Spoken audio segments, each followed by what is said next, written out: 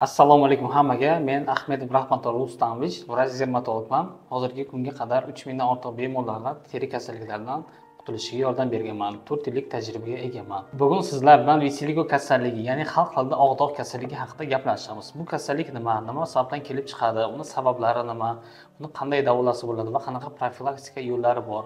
Shu haqida gaplashib chiqamiz. Videoni oxirigacha ko'ring. Video davomida siz bu kasallik bo'yicha davolanishdagi yolg'on ma'lumotlarni va lecheniyalarni bilib olasiz. Xo'p, demak, tayyor bo'lsangiz boshladik.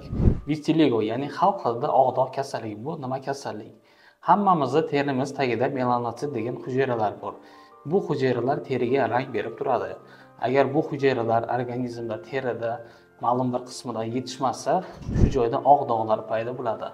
Aksincha, agar ularning soni juda ham ko'payib ketsa, terida jigarrang qora dog'lar paydo bo'ladi. Vitiligo kasalligida aynan mana shu melanotsit hujayralari yetishmovchiligi natijasida kasallik kelib chiqadi. Bu kasallikning quyidagi taxminiy sabablari bor. Birinchisi bu nasliy mo'ylik, ya'ni avlod. Agar avlodda biron kishi mana shu kasallik bilan chalingan bo'lsa, keyingi avlodda ham mana shu og'doq kasalligi kelib chiqishi mumkin, ya'ni nasldan naslga o'tish ehtimoli bor. Ikkinchi sabab bu endokrin kasalliklar, ya'ni qalqonsimon bez kasalliklari bilan bog'liq hisoblanadi.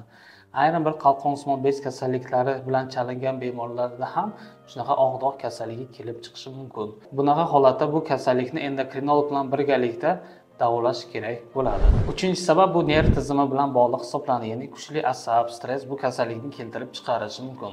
Shunaqa holatlar bo'lgan avtohalokatlardan keyin, operatsiyalardan keyin yoki kuchli qo'rqish, stress, zo'riqishdan keyin bo'lgan insonlarda bu kasallik paydo bo'lib qolgan. To'rtinchi sabab vitamin yetishmovchiligi natijasida ham kelib chiqish ehtimoli bor. Ko'pincha vitamin D va sink vitaminlari yetishmasa, shunaqa holatlar bo'ladi. Bu kasallik yosh jihatdan 3 yoshdan katta bo'lgan insonlarda uchraydi. Jins bo'yicha erkaklarda ham, ayollarda ham bir xil miqdorda uchraydi. Joylashuvi bo'yicha quyidagi sohalarda uchraydi. Ko'z qovog'ida, og'iz atrofida, quloqning yumshoq joylarida, qo'l barmoq uchlarida, oyoqlarda, kindik atrofida. Xo'p, endi hammaga qiziqarli bo'lgan joyi bu davolash hisoblanadi. Davolash ikkita katta guruhga bo'linadi, ya'ni dori vositalar bilan davolash hamda fizioterapevtik svetlar orqali davolashga kiradi. Birinchisini ko'rib chiqamiz. Birinchi davolash usuli bu dori-darmonlar bilan davolash hisoblanadi. Bu yerda dog'larning soniga qarab, o'choqlarning hajmiga qarab hamda darajasiga qarab kerakli bo'lgan dorilar ishlatiladi. Buni vrach dermatolog sizga kerakli bo'lgan tavsiyalar orqali ko'rib maslahat beradi. Ya'ni bular nimalardan iborat bo'lishi mumkin? Asosan vitamin terapiyalar qilinadi.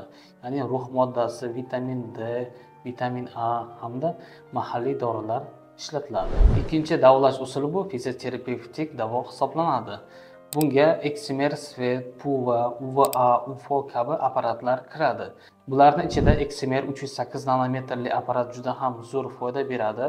Bu apparatdagi 308 nanometrlik to'lqin teri ostidagi melanotsit hujayralarini yetishini juda ham tezlashtiradi va shuni hisobiga terida dog'lar yopilishi tezroq bo'ladi. Bu apparatdagi muolaja kurs qilib olinadi. Bitta kursi o'rtacha 10 ta protseduradan iborat bo'ladi. Ya'ni har kuni bu svetni olish kerak bo'ladi. Svet olingandan keyin o'sha og'doqdagi soha biroz qizaradi, ya'ni giperemiyalanadi va shu joyda melanotsit hujayralari tiklanishi boshlaydi. Bu muolaja ingichka shprits bilan oqargan sohalarga inyeksiya qilinadi va shuni hisobiga o'sha joyda qon aylanish yaxshilanadi va terida melanotsit hujayralari tiklanishi boshlaydi. Ko'pchilik bemorlar shikoyat qilishadi, menda ancha yillardan beri oq dog'lar bor, endi bu ketmaydimi, nima qilsam bo'ladi? To'g'risi qilmagan narsam amalim qolmadi, hamma joyga borib ko'rdim deyishadi. Nima qilib ko'rdingiz deganimda, mana shunaqa dorilarni ichdim, svet oldingizmi yoki ukollarni qildingizmi desam, yo'q, unaqa narsani hech kim menga aytmabdi deydi. Hozirgi paytda faqat dori-darmonlar bilan davolash juda ham qiyin hisoblanadi, ya'ni davolash muddati juda ham uzoq vaqt ketadi. Hozirgi zamonaviy meditsinada yangi apparatlar, davolash usullari chiqqan.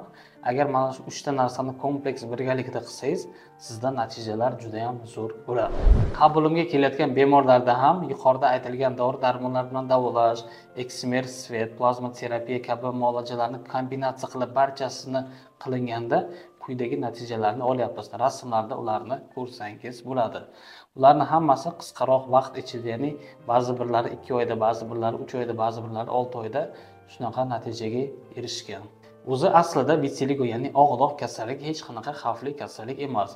Odamda hech qanaqa bezovtaliklar, og'riqlar bo'lmaydi. Bu ijtimoiy kasallik hisoblanadi. Lekin bizning jamiyatimizda bu kasallik bilan chalingan bemorlarga salbiy munosabat bildirishadi, ularni ajratib qo'yishadi. Ular bilan bitta dasturxon atrofida o'tirgisi kelmaydi, hattoki bu kasallik yuqadi deb ular bilan ko'rishishmaydi.